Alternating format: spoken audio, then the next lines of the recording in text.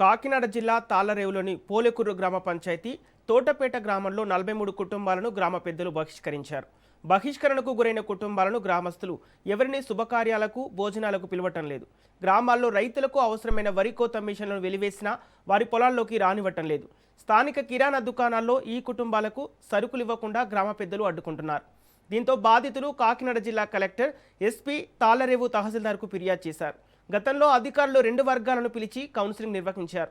పెద్దలు అందరూ కలిసిమెలిసి ఉంటామని చెప్పినప్పటికీ ఆచరణలో మాత్రం గ్రామ పెద్దలు వెలివేయటం యథాతథంగా అమలు చేస్తున్నారని బాధితులు ఆవేదన వ్యక్తం చేస్తున్నారు.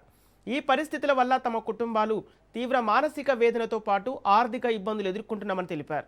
అధికారుల కార్యాలయాల చుట్టూ తిరిగి అలసిపోవడంతో బాధితులు మీడియాని ఆశ్రయించి కన్నీటి పర్యవంతమయ్యారు. తమకు న్యాయం చేసి గ్రామంలో గౌరవంగా జీవించే పరిస్థితులు కల్పించాలని ప్రభుత్వాన్ని వేడుకున్నారు. సమానంగా వ్యవహరించకుండా ఒక వర్గానికి కొమ్ము కాసి మా మీద దండెత్తారు. దాన్ని అదేవిధంగా మా ఇంటి ముందు ఉన్నటువంటి మా సోదరుడికి సంబంధించిన స్థలంలో నుంచి బయటికి రాకుండా దారి మూసేశారు. ఆ దారి గురించి ప్రశ్నించినందుకు మమ్మల్ని వెలివేశారు. అయితే మేము చట్టాన్ని ఆశ్రయించాము, క్వారింగ్ పోలీస్ చట్టాన్ని ఆశ్రయించాము. జిల్లా కలెక్టర్, కాకినాడ ఎస్పీ గారు, కాకినాడ రూరల్ సిఐ గారు, క్వారింగ్ ఎస్ఐ గారు, ఎంఆర్ఓ గారు, వీళ్ళందరికీ మేము రిప్రజెంటేషన్లు ఇస్తే దానికి ఏ రకమైనటువంటి స్పందన లేదు. మాకు ఎటువంటి న్యాయం జరగలేదు. పోయిన సంవత్సరంలో ఆగస్టు 14వ తారీఖున నా కుమారుడు వివాహం చేయడం జరిగిందండి. అయితే అంతకుముందు ఒక వివాహం జరిగిందండి.